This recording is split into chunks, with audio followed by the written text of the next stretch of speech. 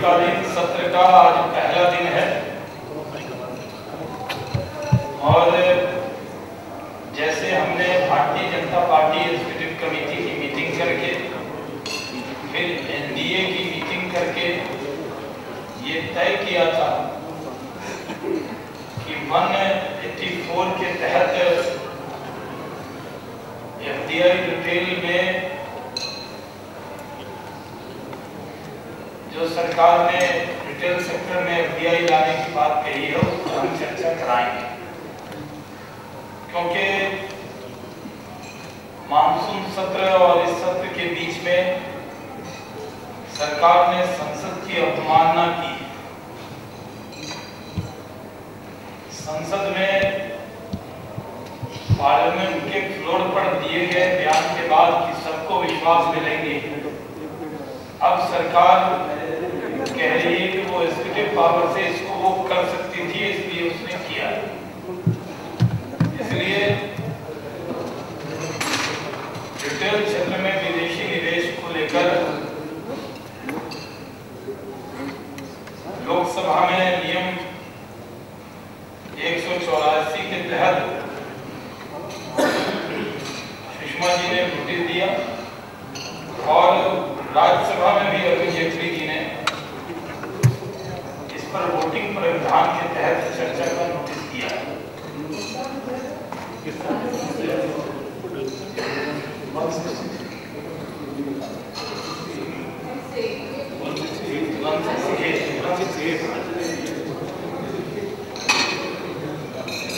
लेकिन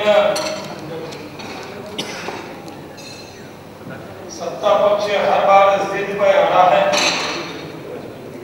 और हम लोगों ने, क्योंकि भारतीय जनता पार्टी और एनडीए पार्लियामेंट का सत्र चले इसके लिए हम प्रयासरत हैं।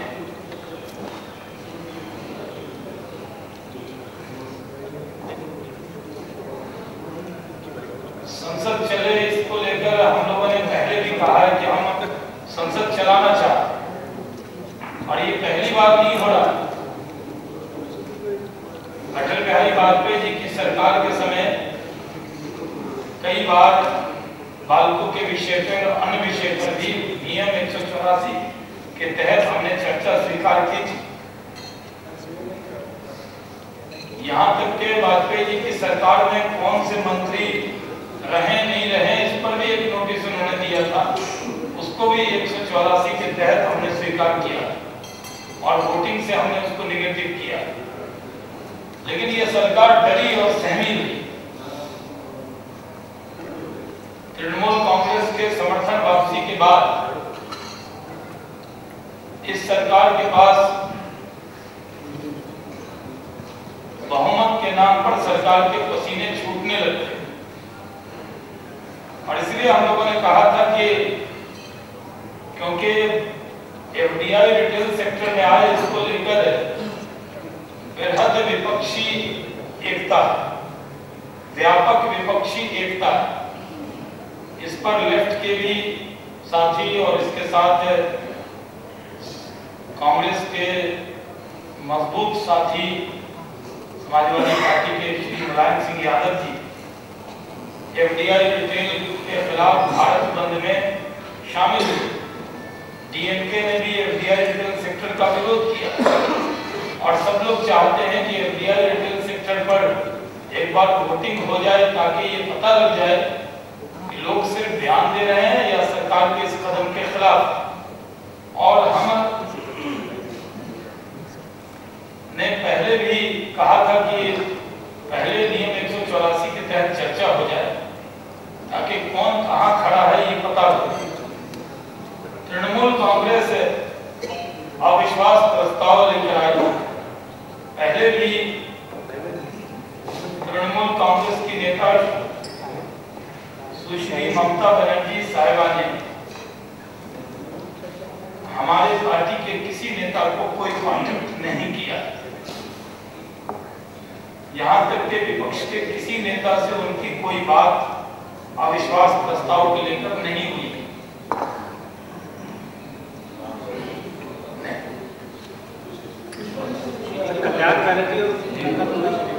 मैं अपना स्टेटमेंट कर लेता हूँ। ममता जी ने सुषमा जी से या विपक्ष के नेता से खुद कोई बातचीत अपने अविश्वास प्रस्ताव के समर्थन के लिए नहीं की,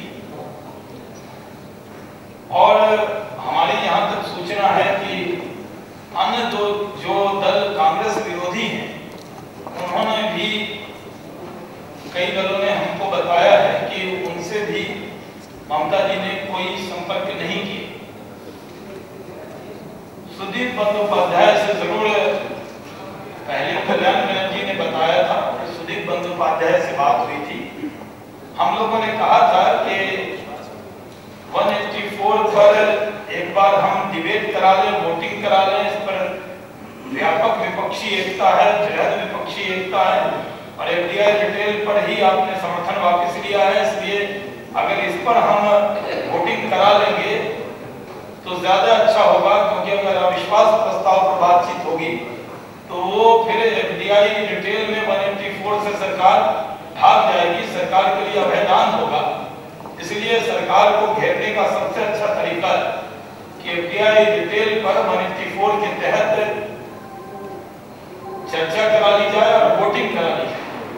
लेकिन हमारी विपक्ष की नेता श्रीमती सुषमा स्वराज मानलेक थी, वो एफडीआई रिटेल में जो संसद की अवमानना हुई है इसका मुद्दा उठा रही थी। तभी स्पीकर साहब ने परमिशन दिया तृणमूल कांग्रेस को, और क्योंकि हम 184 पर अड़े थे इसलिए हम साथ में खड़े नहीं थे। भारतीय जनता पार्टी इस सरकार के खिलाफ है। जब ममता जी साथ में भी थी तब भी हम इस सरकार की विदाई चाहते थे। आज भी ये सरकार को सत्ता में बने रहने का कोई अधिकार नहीं है, ये भारतीय जनता पार्टी मानती है।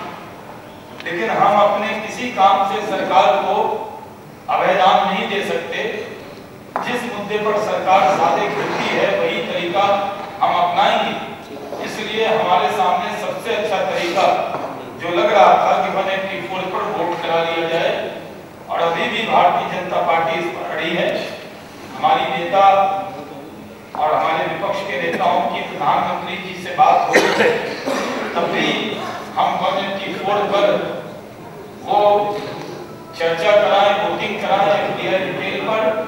इसके लिए हम उनसे ये कहेंगे, और जो बातचीत होगी उसकी बाद में आपको सूचना दी जाए।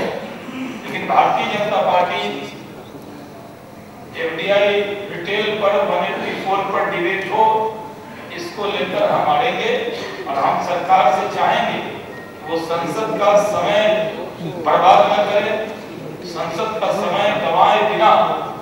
सत्ताधारी पार्टी संसद का समय गंवाने